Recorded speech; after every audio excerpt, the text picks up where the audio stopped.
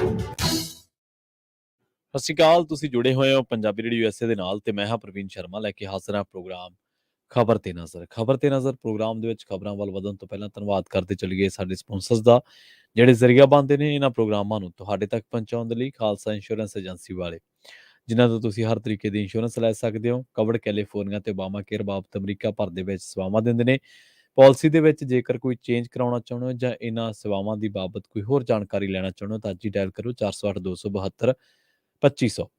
ਟਰਕੀਅਨ immigration ਲਾ firm ਵਾਲੇ, ਜੇ ਟਰਕੀਅਨ ਹੈ ਇਮੀਗ੍ਰੇਸ਼ਨ ਬਾਬਤ ਤੁਹਾਡਾ ਕੋਈ ਸਵਾਲ ਹੈ, ਕੋਈ ਸਲਾਹ ਕਰਨੀ ਹੈ ਤਾਂ ਅਟਾਰਨੀ ਟਰਕੀਅਨਾਂ ਦੇ ਨਾਲ ਤੁਸੀਂ 415 909 0503 ਤੇ ਗੱਲ ਕਰ ਸਕਦੇ ਹੋ। ਗੁਰਦੀਪ ਸਿੰਘ ਬਿਰਦੀ ਕਲੋਬੀ, Satnam Singh Shergill Selma, Jagtar Singh Anandpuri Fremont, Surjit Singh Chahal Yuba City, Gurdeep Singh Gill ਤੇ ਪਰਿਵਾਰ Yuba City, Mandeep Singh Sarabjit Kaur San Jose, Manjit Singh San Jose, ਅਬੇ ਸੈਕਰਾਮੈਂਟੋ, ਮੀਰੀ ਪੀਰੀ ਸੇਵਾ ਸੁਸਾਇਟੀ ਫਰੈਜ਼ਨੋ ਤੇ ਜੱਸੀ ਗਿੱਲ ਬੇਕਰਸਫੀਲਡ ਤੋਂ। ਇਹਨਾਂ ਸਾਰੇ ਹੀ ਸਪਾਂਸਰਸ ਦਾ ਬਹੁਤ-ਬਹੁਤ ਧੰਨਵਾਦ। ਤੇ ਜੇਕਰ ਤੁਸੀਂ ਵੀ ਇਹਨਾਂ ਪ੍ਰੋਗਰਾਮਾਂ ਨੂੰ ਸਪਾਂਸਰ ਕਰਨਾ ਚਾਹੁੰਦੇ ਹੋ ਤਾਂ ਸਟੂਡੀਓ ਦੇ ਨੰਬਰ ਹੈ 408 272 5200।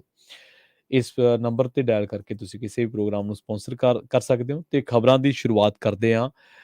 ਕੌਮਾਂਤਰੀ ਖਬਰ ਤੋਂ ਸਵੇਰੇ ਇੱਕ ਖਬਰ ਤੁਹਾਡੇ ਸਾਰਿਆਂ ਨਾਲ ਸਾਂਝੀ ਕੀਤੀ ਸੀ ਕਿ ਅਮਰੀਕਾ ਦੇ ਵਿੱਚ ਗੋਲੀਬਾਰੀ ਦੀ ਘਟਨਾ ਵਾਪਰੀ ਸੀ। ਲਾਸ ਐਂਜਲਸ ਸ਼ਹਿਰ ਦੇ ਬਾਹਰ ਮੋਨੈਰੋ ਪਾਰਕ ਦੇ ਕੋਲੇ ਇੱਕ ਸਟੂਡੀਓ ਦੇ ਵਿੱਚ, ਡਾਂਸ ਸਟੂਡੀਓ ਦੇ ਵਿੱਚ। ਤਾਂ ਉਸ ਘਟਨਾ ਦੇ ਵਿੱਚ ਬੰਦੂਕਧਾਰੀ ਨੇ 10 ਗੋਲੀਆਂ ਚਲਾ ਕੇ 10 ਲੋਕਾਂ ਨੂੰ ਥਾਂ ਮਾਰ ਦਿੱਤਾ ਸੀ ਤੇ 20 ਤੋਂ ਵੱਧ ਲੋਕ ਜ਼ਖਮੀ ਹੋਏ ਸੀ। ਹੁਣ ਇਸੇ ਮਾਮਲੇ ਦੇ ਵਿੱਚ ਤਲਾਸ਼ ਦੇ ਵਿੱਚ, ਸਰਚ ਆਪਰੇਸ਼ਨ ਦੇ ਵਿੱਚ ਜੁੜੀ ਇੱਕ ਪੁਲਿਸ ਪਾਰਟੀ ਨੂੰ ਇੱਕ ਸ਼ੱਕੀ ਦੀ ਲਾਸ਼ ਮਿਲੀ ਹੈ ਇੱਕ ਚਿੱਟੇ ਰੰਗ ਦੀ ਕਾਰ ਦੇ ਵਿੱਚ। ਤੇ ਮੰਨਿਆ ਇਹ ਜਾ ਰਿਹਾ ਹੈ ਕਿ ਇਸੇ ਬੰਦੂਕਧਾਰੀ ਨੇ ਜਿਹੜੀ ਡਾਂਸ ਕਲੱਬ ਦੇ ਵਿੱਚ ਗੋਲੀਬਾਰੀ ਦੀ ਘਟਨਾ ਹੋਈ ਹੈ ਉਹਨੂੰ ਅੰਜਾਮ ਦਿੱਤਾ ਹੈ। ਇਹ ਕਿਹਾ ਜਾ ਰਿਹਾ, ਮੀਡੀਆ ਅਦਾਰਿਆਂ ਦੇ ਵਿੱਚ ਇਹ ਗੱਲ ਕਹੀ ਜਾ ਰਹੀ ਹੈ ਕਿ ਮਾਸ ਸ਼ੂਟਿੰਗ ਦੇ ਮਾਮਲੇ ਦੇ ਵਿੱਚ ਪੁਲਿਸ ਨੂੰ ਇੱਕ ਵੈਨ ਦੇ ਵਿੱਚ ਹਮਲਾਵਰ ਦੀ ਲਾਸ਼ ਮਿਲੀ ਹੈ। ਹਮਲਾਵਰ ਨੇ ਖੁਦ ਨੂੰ ਗੋਲੀ ਮਾਰ ਕੇ ਆਤਮ ਹੱਤਿਆ ਕੀਤੀ ਹੈ। ਲਾਸ ਐਂਜਲਸ ਟਾਈਮਜ਼ ਦੀ ਇੱਕ ਰਿਪੋਰਟ ਨੇ ਇਸ ਗੱਲ ਦਾ ਦਾਅਵਾ ਕੀਤਾ, ਹਾਲਾਂਕਿ ਪੁਲਿਸ ਨੇ ਇਹਦੇ ਬਾਰੇ ਕੋਈ ਅਫੀਸ਼ੀਅਲੀ ਪੁਸ਼ਟੀ ਨਹੀਂ ਕੀਤੀ ਹੈ। ਤੇ ਪੁਲਿਸ ਇਸ ਬੰਦੇ ਨੂੰ ਲੱਭ ਰਹੀ ਸੀ। ਉਹਨਾਂ ਨੂੰ ਇਹ ਖਬਰ ਮਿਲੀ ਸੀ ਕਿ ਇੱਕ ਸ਼ੱਕੀ ਹਮਲਾਵਰ ਸਫੇਦ ਰੰਗ ਦੀ, ਚਿੱਟੇ ਰੰਗ ਦੀ ਗੱਡੀ ਲੈ ਕੇ ਭੱਜਿਆ। ਤਾਂ ਜਿਵੇਂ ਹੀ ਪੁਲਿਸ ਨੇ ਵੈਨ ਨੂੰ ਵੇਖਿਆ, ਇਹਨੂੰ ਘੇਰਿਆ, ਤਾਂ ਇਹਦੇ ਵਿੱਚੋਂ ਇਹਦੀ ਲਾਸ਼ ਮਿਲੀ। ਇਹ ਹਮਲਾਵਰ ਏਸ਼ੀਆਈ ਮੂਲ ਦਾ ਦੱਸਿਆ ਜਾ ਰਿਹਾ ਤੇ ਇਹਦੀ ਬਾਬਤ ਹਜੇ ਇਹਦੀ ਪਛਾਣ ਬਾਰੇ ਪੁਲਿਸ ਨੇ ਕੁਝ ਵੀ ਨਹੀਂ ਦੱਸਿਆ। ਤੇ ਇਹ ਦੱਸਦੇ ਚੱਲੀਏ ਕਿ ਇਸ ਵਾਰਦਾਤ ਨੂੰ ਅੰਜਾਮ ਦੇਣ ਤੋਂ ਬਾਅਦ 20 ਮਿੰਟਾਂ ਬਾਅਦ ਇੱਕ ਹੋਰ ਡਾਂਸ ਸਟੂਡੀਓ ਦੇ ਵਿੱਚ ਗਿਆ ਸੀ। ਉੱਥੇ ਲੋਕਾਂ ਦੇ ਨਾਲ ਇਹਦੀ ਬੋਲਚਾਲ ਹੋ ਗਈ। ਇਹਦੀ ਬੰਦੂਕ ਲੋਕਾਂ ਨੇ ਖੋਹ ਲਈ ਤੇ ਜਦੋਂ ਬੰਦੂਕ ਖੋਲੀ ਤੇ ਫਿਰ ਇਹ ਉੱਥੋਂ ਭੱਜ ਨਿਕਲਿਆ। ਇਹਦਾ ਪਿੱਛਾ ਕਰ ਰਹੀ ਪੁਲਿਸ ਨੇ ਜਦੋਂ ਇਹਦੇ ਬਾਰੇ ਪੜਤਾਲ ਕੀਤੀ ਤਾਂ ਪਤਾ ਲੱਗਿਆ ਕਿ ਹਮਲਾਵਰ ਚਿੱਟੇ ਰੰਗ ਦੀ ਇੱਕ ਗੱਡੀ ਦੇ ਵਿੱਚ ਭੱਜਿਆ। ਤਾਂ ਹੁਣ ਉਸ ਗੱਡੀ ਨੂੰ ਜਦੋਂ ਪੁਲਿਸ ਨੇ ਘੇਰਿਆ ਤਾਂ ਉਦੋਂ ਇੱਕ ਲਾਸ਼ ਉਹਦੇ ਵਿੱਚੋਂ ਮਿਲੀ ਹੈ।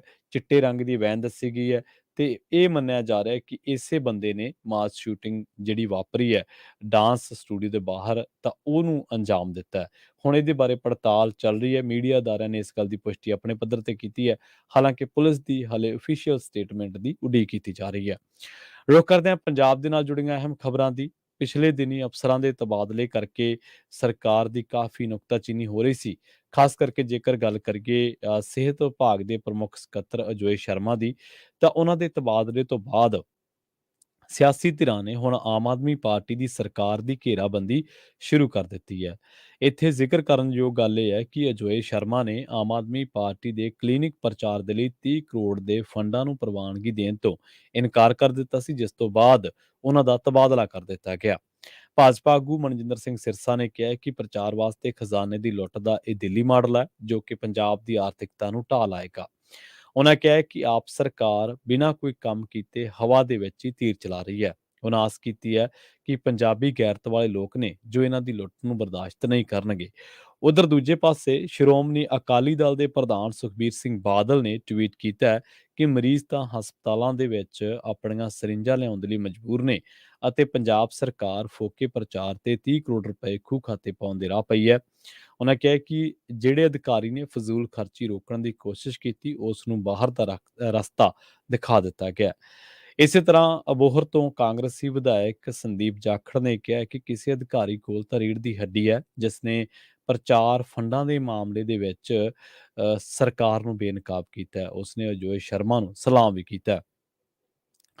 ਸੋਸ਼ਲ ਮੀਡੀਆ ਤੇ ਵੀ ਅਜੋਏ ਸ਼ਰਮਾ ਦੇ ਪੱਖ ਦੇ ਵਿੱਚ ਇੱਕ ਮੁਹਿੰਮ ਖੜੀ ਹੋ ਗਈ ਹੈ। ਇਮਾਨਦਾਰ ਅਫਸਰ ਨੂੰ ਬਦਲੇ ਜਾਣ ਕਰਕੇ ਲੋਕ ਸਰਕਾਰ ਤੇ ਉਂਗਲ ਚੁੱਕ ਰਹੇ ਨੇ। ਜੇ ਸੋਸ਼ਲ ਮੀਡੀਆ ਤੇ ਵੀ ਇਹ ਗੱਲ ਘੁੰਮ ਰਹੀ ਹੈ ਕਿ ਬਿਜਲੀ ਸਮਝੌਤੇ ਕਰਨ ਦੇ ਮਾਮਲੇ ਤੇ ਸਰਕਾਰ ਚੁੱਪ ਕਿਉਂ ਹੈ। ਇਸ ਤੇ ਵੀ ਲੋਕਾਂ ਨੇ ਸ਼ੱਕੀ ਅਫਸਰਾਂ ਨੂੰ ਘੇਰਿਆ ਜੋ ਬਿਜਲੀ ਸਮਝੌਤੇ ਵਾਲੀ ਫਾਈਲ ਨੂੰ ਮੁੜ ਖੋਲ੍ਹਣ ਨਹੀਂ ਦੇ ਰਹੇ। ਕਾਂਗਰਸੀ ਵਿਧਾਇਕ ਸੁਖਪਾਲ ਖਹਿਰਾ ਨੇ ਕਿਹਾ ਹੈ ਕਿ ਪ੍ਰਚਾਰ ਤੇ 3 ਗੁਣਾ ਪੈਸਾ ਖਰਚ ਕਰਨ ਦਾ ਇਹ ਦਿੱਲੀ ਦਾ ਸਿਹਤ ਮਾਡਲ ਹੈ।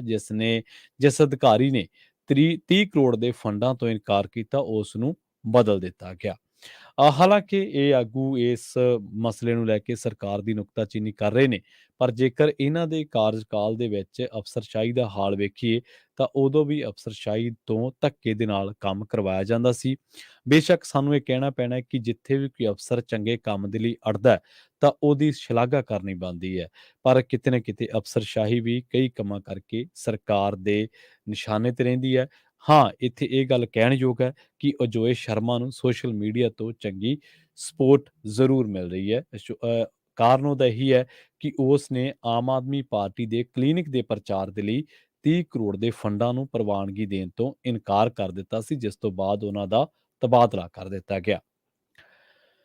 ਪੰਜਾਬ ਦੇ ਵਿੱਤ ਅਤੇ ਆਬਕਾਰੀ ਅਤੇ ਕਰ ਵਿਭਾਗ ਦੇ ਮੰਤਰੀ ਹਰਪਾਲ ਸਿੰਘ ਚੀਮਾ ਨੇ ਸਵੇਰੇ ਰਾਜਪੁਰਾ ਦੇ ਵਿੱਚ ਦਿੱਲੀ ਅੰਮ੍ਰਿਤਸਰ ਨੈਸ਼ਨਲ ਹਾਈਵੇ ਤੇ ਨਾਕਾ ਲਾ ਕੇ ਲਗਭਗ 150 ਭਾਰੇ ਵਾਹਨਾਂ ਦੀ ਚੈਕਿੰਗ ਕੀਤੀ।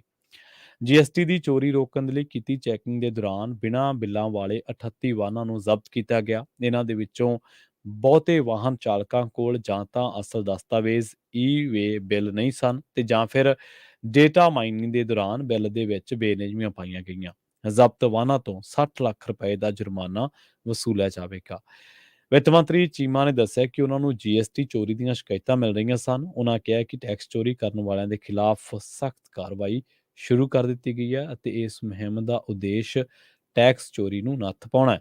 ਉਹਨਾਂ ਕਿਹਾ ਕਿ ਕਰ ਵਿਭਾਗ ਨੇ ਟੈਕਸ ਦੇਣ ਵਾਲਿਆਂ ਦੀ ਸਹਾਇਤਾ ਦੇ ਲਈ ਹੈਲਪਲਾਈਨ ਨੰਬਰ ਵੀ ਜਾਰੀ ਕੀਤਾ। ਉਧਰ ਗੱਲ ਕਰਦੇ ਹਾਂ ਪੰਜਾਬ ਪੁਲਿਸ ਦੀ। ਪੰਜਾਬ ਪੁਲਿਸ ਨੇ ਸੂਬੇ ਭਰ ਦੇ ਵਿੱਚ ਗਣਤੰਤਰ ਦਿਵਸ ਦੇ ਮੱਦੇਨਜ਼ਰ ਚੌਕਸੀ ਵਰਤਦਿਆਂ ਅੱਜ ਆਪਰੇਸ਼ਨ ਈਗਲ 2 ਦੇ ਤਹਿਤ ਤਲਾਸ਼ੀ ਮੁਹਿੰਮ ਚਲਾਈ। ਮੁਹਿੰਮ ਦੇ ਤਹਿਤ ਪੁਲਿਸ ਨੇ 281 ਰੇਲਵੇ ਸਟੇਸ਼ਨਾਂ, ਬੱਸ ਅੱਡਿਆਂ ਸਮੇਤ 895 ਹੋਟਲਾਂ ਅਤੇ ਸਰਾਵਾਂ ਦੀ ਚੈਕਿੰਗ ਕੀਤੀ ਹੈ ਅਤੇ 91 ਸ਼ੱਕੀ ਵਿਅਕਤੀਆਂ ਨੂੰ ਗ੍ਰਿਫਤਾਰ ਕਰਕੇ 76 ਕੇਸ ਦਰਜ ਕੀਤੇ ਨੇ। ਡੀਜੀਪੀ ਗੌਰਵ ਯਾਦਵ ਨੇ ਦੱਸਿਆ ਕਿ ਰਾਜ ਭਰ ਦੇ ਵਿੱਚ ਸਵੇਰੇ 11 ਵਜੇ ਤੋਂ ਸ਼ਾਮ 4 ਵਜੇ ਤੱਕ ਰੇਲਵੇ ਸਟੇਸ਼ਨਾਂ, ਬੱਸ ਅੱਡਿਆਂ, ਸੰਵੇਦਨਸ਼ੀਲ ਥਾਵਾਂ ਤੇ ਤਲਾਸ਼ੀ ਮੁਹਿੰਮ ਚਲਾਈ ਗਈ ਸੀ। ਰੁਕ ਕਰਦੇ ਰਹੀਏ ਦਾ ਅੰਮ੍ਰਿਤਸਰ ਜਲੰਧਰ ਜੀਟੀ ਰੋਡ ਤੇ ਬਿਆਸ ਨੇੜੇ ਪੁਲਿਸ ਅਤੇ ਗੈਂਗਸਟਰਾਂ ਦੇ ਵਿਚਾਲੇ ਇੱਕ ਮੁਕਾਬਲਾ ਹੋਇਆ ਤੇ ਇਸ ਮੁਕਾਬਲੇ ਦੇ ਵਿੱਚ ਪੁਲਿਸ ਨੇ ਗੈਂਗਸਟਰ ਲੰਡਾ ਦੇ ਸਾਥੀ ਨੂੰ ਗ੍ਰਿਫਤਾਰ ਕਰਨ ਦਾ ਦਾਅਵਾ ਕੀਤਾ, ਜਦਕਿ ਉਸ ਦਾ ਇੱਕ ਹੋਰ ਸਾਥੀ ਭੱਜਣ ਦੇ ਵਿੱਚ ਸਫਲ ਹੋ ਗਿਆ। ਇਸੇ ਦੌਰਾਨ ਗੋਲੀ ਲੱਗਣ ਕਰਕੇ ਇੱਕ ਪੁਲਿਸ ਮੁਲਾਜ਼ਮ ਵੀ ਜ਼ਖਮੀ ਹੋਇਆ ਦੱਸਿਆ ਗਿਆ। ਪਤਾ ਲੱਗਿਆ ਕਿ ਦਿੱਲੀ ਪੁਲਿਸ ਦੇ ਸਪੈਸ਼ਲ ਸੈੱਲ ਕਾਊਂਟਰ ਇੰਟੈਲੀਜੈਂਸ ਦੇ ਸਬ ਇੰਸਪੈਕਟਰ ਮਨਜੀਤ ਸਿੰਘ ਨੇ ਆਪਣੀ ਟੀਮ ਦੇ ਨਾਲ ਪੰਜਾਬ ਦੇ ਵਿੱਚ ਅਸਲਾ ਐਕਟ ਦੇ ਹੇਠ 19 ਜਨਵਰੀ ਨੂੰ ਇੱਕ ਗੈਂਗਸਟਰ ਰਾਜਨ ਪੱਟੀ ਨੂੰ ਗ੍ਰਿਫਤਾਰ ਕੀਤਾ ਸੀ। ਉਸ ਦੀ ਸੂਚਨਾ ਦੇ ਆਧਾਰ ਤੇ ਪੁਲਿਸ 20 ਜਨਵਰੀ ਨੂੰ ਅੰਮ੍ਰਿਤਸਰ ਤੋਂ ਦਿੱਲੀ ਜਾ ਰਹੇ ਕਮਲਜੀਤ ਸਿੰਘ ਉਰਫ ਚੀਨਾ ਵਾਸੀ ਮਖੂ ਫਿਰੋਜ਼ਪੁਰ ਦਾ ਪਿੱਛਾ ਕਰ ਰਹੀ ਸੀ। ਇਸੇ ਦੌਰਾਨ ਸਵੇਰੇ 11:30 ਵਜੇ ਦੇ ਕਰੀਬ ਕਮਲਜੀਤ ਆਪਣੇ ਇੱਕ ਸਾਥੀ ਦੇ ਨਾਲ ਬਿਆਸ ਨੇੜੇ ਇੱਕ ਢਾਬੇ ਦੇ ਕੋਲ ਰੁਕਿਆ। ਦਿੱਲੀ ਪੁਲਿਸ ਦੇ ਸਪੈਸ਼ਲ ਸੈੱਲ ਦੀ ਟੀਮ ਨੇ ਉਹਨਾਂ ਦਾ ਪਿੱਛਾ ਕੀਤਾ ਅਤੇ ਬਿਆਸ ਪੁਲਿਸ ਨੂੰ ਉਹਨਾਂ ਦੇ ਅਧਿਕਾਰ ਖੇਤਰ ਦੇ ਵਿੱਚ ਗੈਂਗਸਟਰ ਦੀ ਮੌਜੂਦਗੀ ਦੀ ਸੂਚਨਾ ਦਿੱਤੀ ਗਈ। ਜਦੋਂ ਦੋਵਾਂ ਪੁਲਿਸ ਪਾਰਟੀਆਂ ਨੇ ਉੱਥੇ ਛਾਪਾ ਮਾਰਿਆ ਤਾਂ ਕਮਲਜੀਤ ਅਤੇ ਉਸਦੇ ਸਾਥੀ ਨੇ ਪੁਲਿਸ ਤੇ ਗੋਲੀਆਂ ਚਲਾ ਦਿੱਤੀਆਂ। ਪੁਲਿਸ ਨੇ ਵੀ ਜਵਾਬੀ ਕਾਰਵਾਈ ਕਰਦਿਆਂ ਗੋਲੀਆਂ ਚਲਾਈਆਂ। ਇਸੇ ਦੌਰਾਨ ਕਮਲਜੀਤ ਸਿੰਘ ਉਰਫ ਸ਼ੀਨਾ ਨੂੰ ਕਾਬੂ ਕਰ ਲਿਆ ਗਿਆ, ਜਦਕਿ ਉਸ ਦਾ ਸਾਥੀ ਭੱਜਣ ਦੇ ਵਿੱਚ ਕਾਮਯਾਬ ਹੋ ਗਿਆ। ਰੁਕ ਕਰਦੇ ਹਾਂ ਕਾਲਾ ਸੰਘਿਆ ਦਾ, ਜਿੱਥੇ ਡਿਊਟੀ ਜਾਂਦੇ ਸਮੇਂ ਗੱਡੀ ਦੇ ਓਵਰਟੇਕ ਨੂੰ ਲੈ ਕੇ ਹੋਈ ਲੜਾਈ ਦੇ ਵਿੱਚ ਪੁਲਿਸ ਕਾਂਸਟੇਬਲ ਦੀ ਮੌਤ ਭਿਆਨਕ ਕੁੱਟਮਾਰ ਕਰਕੇ ਕਰੀਬ 3 ਮਹੀਨੇ ਜੇਰੇ ਇਲਾਜ ਰਹਿਣ ਤੋਂ ਬਾਅਦ ਮੌਤ ਹੋ ਗਈ ਹੈ ਅਤੇ ਪਤਾ ਲੱਗਿਆ ਹੈ ਕਿ ਕਾਲਾ ਸੰਘਿਆ ਦੇ ਨਜ਼ਦੀਕੀ ਪਿੰਡ ਧੰਦਲ ਜ਼ਿਲ੍ਹਾ ਕਪੂਰਥਲਾ ਦਾ ਵਾਸੀ ਕਾਂਸਟੇਬਲ ਪਰਮਿੰਦਰ ਸਿੰਘ ਪੁੱਤਰ ਸੁਖਦੇਵ ਸਿੰਘ 15 ਅਕਤੂਬਰ ਦੀ ਗੱਲ ਹੈ, ਜਦੋਂ ਆਪਣੀ ਡਿਊਟੀ ਤੋਂ ਵਾਪਸ ਆ ਰਿਹਾ ਸੀ। ਸੀਆਈਏ ਸਟਾਫ ਕਪੂਰਥਲਾ ਦੇ ਵਿੱਚ ਉਸਦੀ ਡਿਊਟੀ ਸੀ ਅਤੇ ਜਦੋਂ ਉਹ ਪਿੰਡ ਤਲਵੰਡੀ ਮਹਿਮਾ ਨੇੜੇ ਪੁੱਜਿਆ ਤਾਂ ਇੱਕ i20 ਗੱਡੀ ਚਾਲਕ ਵਿਨੇ ਕੁਮਾਰ ਅਤੇ ਉਸਦੀ ਪਤਨੀ ਅਕਵਿੰਦਰ ਕੌਰ ਦੇ ਨਾਲ ਉਸਦੀ ਬਹਿਸ ਹੋ ਗਈ ਅਤੇ ਇਸ ਤੋਂ ਬਾਅਦ ਵਿਨੇ ਕੁਮਾਰ ਦੀ ਜਾਣ ਪਛਾਣ ਤਲਵੰਡੀ ਮਹਿਮਾ ਵਿਖੇ ਹੋਣ ਕਰਕੇ ਉਸਨੇ ਆਪਣੇ ਸਾਥੀਆਂ ਨੂੰ ਮੌਕੇ ਤੇ ਬੁਲਾ ਲਿਆ ਅਤੇ ਇਹ ਬਹਿਸਬਾਜ਼ੀ ਭਿਆਨਕ ਲੜਾਈ ਦਾ ਰੂਪ ਧਾਰਨ ਕਰ ਗਈ। ਇਸ ਤੋਂ ਬਾਅਦ ਇਹ ਵੀਡੀਓ ਕਾਫੀ ਵਾਇਰਲ ਹੋਈ ਸੀ ਲੜਾਈ ਦੇ ਵਿੱਚ, ਜਿਹਦੇ ਵਿੱਚ ਪਰਮਿੰਦਰ ਸਿੰਘ ਨੂੰ ਬੇਰਹਿਮੀ ਦੇ ਨਾਲ ਕੁੱਟਿਆ ਗਿਆ ਸੀ ਤੇ ਉਸ ਤੋਂ ਬਾਅਦ ਉਹਦੇ ਸਿਰ ਉੱਤੇ ਬੇਸਬਾਲ ਅਤੇ ਇੱਟਾਂ ਦੇ ਨਾਲ ਵਾਰ ਕਰਕੇ ਉਸ ਨੂੰ ਸੜਕ ਦੇ ਕਿਨਾਰੇ ਸੁੱਟ ਦਿੱਤਾ ਗਿਆ ਸੀ। ਪਰਮਿੰਦਰ ਸਿੰਘ ਨੂੰ ਜ਼ਖਮੀ ਹਾਲਤ ਦੇ ਵਿੱਚ ਸਰਕਾਰੀ ਹਸਪਤਾਲ ਕਪੂਰਥਲਾ ਲਿਜਾਇਆ ਗਿਆ ਸੀ, ਪਰ ਗੰਭੀਰ ਹਾਲਤ ਹੋਣ ਕਰਕੇ ਉਸ ਨੂੰ ਜਲੰਧਰ ਦੇ ਨਿੱਜੀ ਹਸਪਤਾਲ ਦੇ ਵਿੱਚ ਭਰਤੀ ਕਰਵਾਇਆ ਗਿਆ। ਪਰਮਿੰਦਰ ਸਿੰਘ ਦੀ ਮੌਤ ਦੇ ਨਾਲ ਇਲਾਕੇ ਦੇ ਵਿੱਚ ਸੋਗ ਦੀ ਲਹਿਰ ਦੌੜ ਗਈ ਹੈ ਅਤੇ ਪਿੰਡ ਵਾਸੀਆਂ ਨੇ ਦੋਸ਼ੀਆਂ ਉੱਤੇ ਸਖਤ ਕਾਰਵਾਈ ਕਰਨ ਦੀ ਮੰਗ ਕੀਤੀ ਹੈ। ਇੱਥੇ ਇਹ ਵੀ ਦੱਸਦੇ ਚੱਲੀਏ ਕਿ ਮ੍ਰਿਤਕ ਪਰਮਿੰਦਰ ਸਿੰਘ ਦੇ ਪਿਤਾ ਸੁਖਦੇਵ ਸਿੰਘ ਵੀ ਪੰਜਾਬ ਪੁਲਿਸ ਦੇ ਵਿੱਚ ਸੇਵਾ ਨਿਭਾ ਰਹੇ ਸਨ ਤੇ ਡਿਊਟੀ ਦੇ ਦੌਰਾਨ ਇੱਕ ਸੜਕ ਹਾਦਸੇ ਦੇ ਵਿੱਚ ਉਹਨਾਂ ਦੀ ਵੀ ਮੌਤ ਹੋ ਗਈ ਸੀ। ਇਸ ਤੋਂ ਬਾਅਦ ਤਰਸ ਦੇ ਆਧਾਰ ਤੇ ਪਿਤਾ ਦੀ ਨੌਕਰੀ ਪਰਮਿੰਦਰ ਸਿੰਘ ਨੂੰ ਮਿਲੀ ਸੀ। ਪਰਿਵਾਰਕ ਮੈਂਬਰਾਂ ਨੇ ਕਿਹਾ ਹੈ ਕਿ ਜਦ ਤੱਕ ਸਾਰੇ ਦੋਸ਼ੀ ਗ੍ਰਿਫਤਾਰ ਨਹੀਂ ਕੀਤੇ ਜਾਂਦੇ ਤਾਂ ਅਸੀਂ ਅੰਤਿਮ ਸੰਸਕਾਰ ਨਹੀਂ ਕਰਾਂਗੇ। ਗੱਲ ਕਰਦੇ ਹਾਂ ਬੰਦੀ ਸਿੰਘਾਂ ਦੀ ਰਿਹਾਈ ਦੇ ਲਈ ਜਿਹੜੀ ਸ਼੍ਰੋਮਣੀ ਕਮੇਟੀ ਵੱਲੋਂ ਸ਼ੁਰੂ ਕੀਤੀ ਗਈ ਹੈ ਦਸਤਖਤੀ ਮੁਹਿੰਮ। ਹੁਣ ਤੱਕ ਲਗਭਗ 1 ਮਿਲੀਅਨ ਦੇ ਕਰੀਬ ਲੋਕਾਂ ਨੇ ਦਸਤਖਤ ਕੀਤੇ ਨੇ ਤੇ ਸ਼੍ਰੋਮਣੀ ਕਮੇਟੀ ਨੇ ਦਾਅਵਾ ਕੀਤਾ ਕਿ ਉਹਨਾਂ ਦੀ ਇਸ ਮੁਹਿੰਮ ਨੂੰ ਲੋਕਾਂ ਵੱਲੋਂ ਭਰਵਾਂ ਹੁੰਗਾਰਾ ਮਿਲਿਆ। ਇਸ ਮੁਹਿੰਮ ਦੇ ਵਿੱਚ ਭਾਗ ਲੈਣ ਵਾਲਿਆਂ ਦੇ ਵਿੱਚ ਪੰਜਾਬ ਤੋਂ ਇਲਾਵਾ ਹੋਰਨਾਂ ਸੂਬਿਆਂ ਅਤੇ ਵੱਖ-ਵੱਖ ਮੁਲਕਾਂ ਦੇ ਵਸਿੰਦੇ ਵੀ ਸ਼ਾਮਲ ਨੇ। ਬੰਦੀ ਸਿੰਘਾਂ ਦੀ ਰਿਹਾਈ ਦੇ ਲਈ ਸ਼੍ਰੋਮਣੀ ਕਮੇਟੀ ਵੱਲੋਂ ਬੰਦੀ ਸਿੰਘਾਂ ਦੀ ਰਿਹਾਈ ਦੀ ਮੰਗ ਵਾਲੇ ਫਾਰਮ ਅਤੇ ਇਸ ਸੰਬੰਧੀ ਇੱਕ ਪੱਤਰ ਫਰਵਰੀ ਮਹੀਨੇ ਦੇ ਵਿੱਚ ਰਾਸ਼ਟਰਪਤੀ ਨੂੰ ਭੇਜਿਆ ਜਾਵੇਗਾ। ਇਸ ਸੰਬੰਧੀ ਸ਼੍ਰੋਮਣੀ ਕਮੇਟੀ ਦੇ ਸਮੂਹ ਮੈਂਬਰ ਅਤੇ ਅਹੁਦੇਦਾਰ ਮਾਰਚ ਕਰਦੇ ਹੋਏ ਚੰਡੀਗੜ੍ਹ ਦੇ ਵਿੱਚ ਰਾਜਪਾਲ ਨੂੰ ਮਿਲਣਗੇ, ਜਿੱਥੇ ਰਾਸ਼ਟਰਪਤੀ ਦੇ ਨਾਂ ਤੇ ਪੱਤਰ ਅਤੇ ਬੰਦੀ ਸਿੰਘਾਂ ਦੀ ਰਿਹਾਈ ਦੀ ਮੰਗ ਵਾਲੇ ਫਾਰਮ ਸੌਂਪੇ ਜਾਣਗੇ। ਉਧਰ ਰੁਖ ਕਰੀਏ ਜੇਕਰ ਪੱਕੇ ਮੋਰਚੇ ਦਾ ਮੋਹਾਲੀ ਚੰਡੀਗੜ੍ਹ ਦੀ ਸਾਂਝੀ ਹੱਦ ਤੇ ਬੰਦੀ ਸਿੰਘਾਂ ਦੀ ਰਿਹਾਈ ਦੀ ਸਮੇਤ ਹੋਰ ਸਿੱਖ ਮਸਲਿਆਂ ਦੇ ਲਈ ਜਥੇਦਾਰ ਜਗਤਾਰ ਸਿੰਘ ਹਵਾਰਾ ਕਮੇਟੀ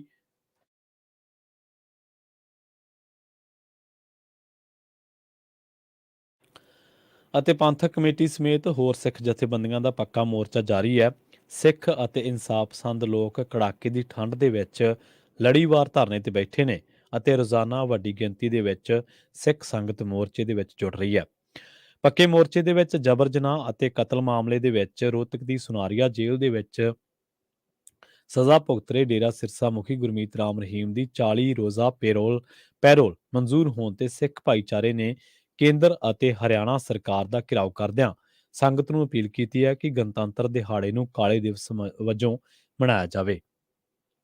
ਇਸ ਮੌਕੇ ਬੁਲਾਰਿਆਂ ਨੇ ਕਿਹਾ ਹੈ ਕਿ ਦੇਸ਼ ਦੇ ਵਿੱਚ ਸਿੱਖਾਂ ਦੇ ਲਈ ਵੱਖਰੇ ਕਾਨੂੰਨ ਨੇ, ਜਦੋਂ ਕਿ ਸਰਕਾਰ ਦੇ ਆਪਣੇ ਚਹੇਤਿਆਂ ਦੇ ਲਈ ਵੱਖਰੇ ਕਾਨੂੰਨ ਬਣਾਏ ਹੋਏ ਨੇ।